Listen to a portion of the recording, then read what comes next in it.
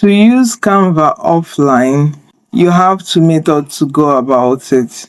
The first method is to come to your Canva homepage, and you want to come to your project here and search for the design you want to save offline. So currently now you cannot make your whole Canva account offline and work on it, except you go by each design and make all of it to be saved offline. So you can only save a design you're working on to work on it offline.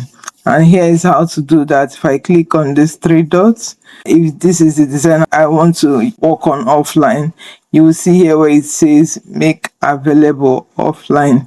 If you click on it, it's going to make the design available offline.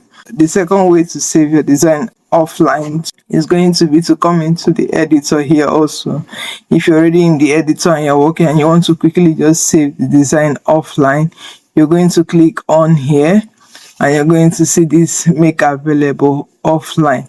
One quick thing to note is that if you're making this design available, this document available offline, it only saves offline on the device you're working on. So I'm working on my PC now. Say I go to continue working on my tab or on that PC or on my phone, I have to also save the design offline on those devices. This one I saved here only applies for the device I am working on. And when we click on make available offline, and you see it's saving our design offline, and after this is done, you'll be able to access this design on this device offline.